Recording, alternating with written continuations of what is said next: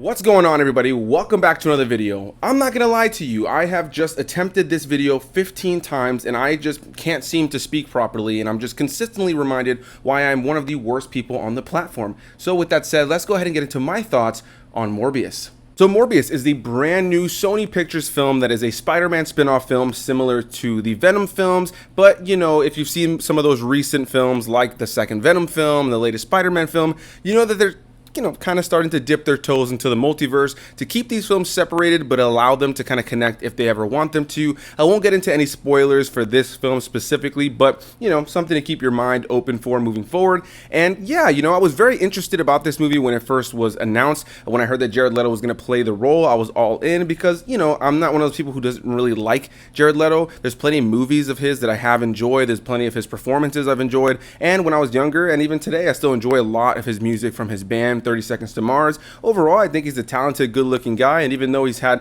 you know, some pretentious moments and some movies that I'm not absolutely in love with, overall, I've been a fan of his work, and I was definitely interested to see him play this character. Morbius, for me, has always been one of my favorite Spider-Man villains because he wasn't one of the popular ones that you would ever really think of when you think of the rogues gallery of Spider-Man villains, but the amount of times I would see this character appear in the comic books or in the cartoons, I was just always really into him, especially as myself being a huge fan of horror. The horror imagery that they would kind of bring into the comic books whenever he would appear, or just the various kind of horror kind of feel and vibe that they would bring to the episodes that he was a part of, even if it wasn't really scary because obviously it was a cartoon or a comic book, they did kind of lean into a little bit of a creepier vibe. So I was always very pleasantly surprised and happy to see Morbius appear in anything. And so to know that he was not only going to be in a movie, like it's not like he's going to be the villain of a Spider-Man movie, no, he was going to get his own movie, I was all in, and I was very curious to see how they would do this. This film is directed by Daniel Espinoza. The writers are Matt Sazama as well as Burke Sharpless, and like I said, you have Jared Leto in the title role as well as Adria Arjona.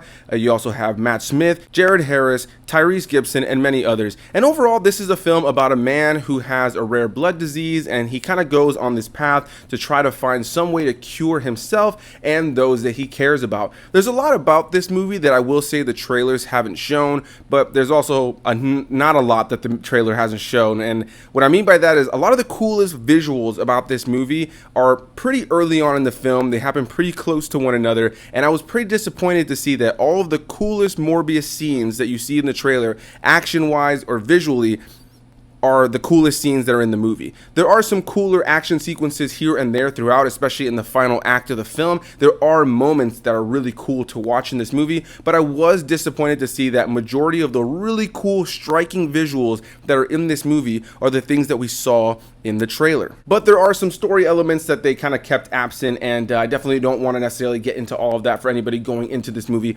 completely and utterly blind. But yeah, the basic premise is you have this man with this rare blood disease, and he's a scientist, and he ends up eventually infusing his DNA with bat DNA that eventually makes him into this vampiric creature. And he has to drink blood consistently because if he doesn't, he's either going to go into this huge rampage and be uncontrollable and just start killing everybody around him. And on top of that, then he'll have to deal with the fact that his sickness starts to return a lot stronger than it was before. So he kind of has to find this balance of, you know, drinking blood and not trying to kill people and trying to also keep himself alive. And I won't say too much more as far as what happens in this movie because my biggest issue with this movie was the fact that I found the story to be pretty hollow. A lot of this movie was just fairly generic. There was so many elements about the characters that just felt very underdeveloped. There were relationships between him and people that are important in his life that I just felt they weren't really developed all that well. And though I found the performances to be good, I enjoyed the visuals, I enjoyed the action, I just found that the overall story just was a little hollow. It's not the worst by any stretch of the imagination. I've seen some people say this movie is the worst comic book movie of the modern age, and I would still give that to the Fantastic Four remake from a few years back. I still think that's the worst modern day comic book movie, and if there's another one that you guys think is worse, please let me know. But yeah, I found this film overall to just be a generic action vampire movie. I enjoyed a lot about it, but there's a lot about the story that on the drive here, I really had to think about what I was going to say here in this review, because I would almost say that I put it one notch below generic, simply because of how hollow a lot of the story beats and characters really felt. And ultimately, I feel like if this wasn't attached to a Marvel movie, I would have been a little bit more like about it, to be completely honest. The visuals and the action and the fact that I know that this is tied to some sort of Marvel, continuity at all, is definitely something that kept me engaged a lot more than the actual story being unfolded. On top of that, I found like the first portion of the film, getting him to be Morbius, the one on the poster, becoming this vampire creature, I felt like that was really rushed, and I felt like a lot of the setup was just heavy exposition, small quick moments where we're bouncing from here to there, maybe a flashback, and ultimately I found it to be just a little bit rushed. I felt like a lot of the character development and the connections between him and his characters that are around him just were really rushed, and I never really cared about anybody other than the character of Morbius. With that said, I would say that the next actor to give the best performance in this film that I was the most interested in seeing where they would go was Matt Smith. He's always been one of my favorite actors since I saw him in Doctor Who, so whenever he appears in something, I'm always a huge fan of seeing what he'll do, and I thought he gave a great performance here. But honestly, this is the situation where I feel like the writing just didn't do any of these actors any favors. Overall, I found the writing to just be lackluster. It was a story that for me just felt very predictable and very boring and bland. With that said, I have seen people say that the story is all over the place and convoluted and hard to follow, and ultimately I would say for the most part this is a very easy to follow movie, and almost too easy. Ultimately, I just never really was latched onto the characters, their journey, what was going on, and what was really keeping me engaged and entertained throughout were the sequences of action, the visuals, the big over-the-top CG vampire moments. I know some people don't like that. I personally feel like it really did fit the tone and the feel and the look of the film. And overall, as far as a visual element to this film and just, the action element,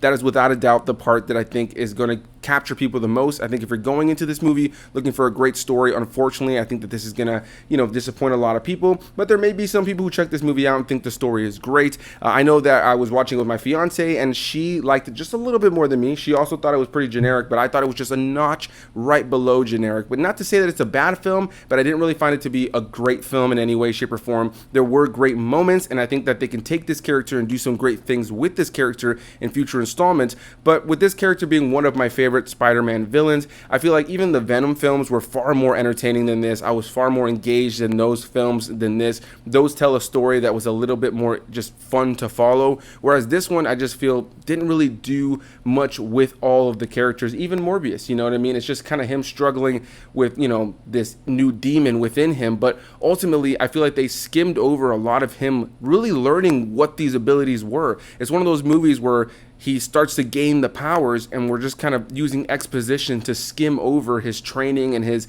kind of mastery of becoming this individual and learning all the various abilities and things he can do. So it's not like we're ever alongside him watching him kind of discover this new side of himself. It's kind of like he already has, and we're bouncing forward as time goes on. And that's kind of one of my biggest issues with the film, is it just feeling massively rushed throughout. And again, it's still entertaining at times. I don't think this is a bad movie, but I can understand why this is not working for a lot of people.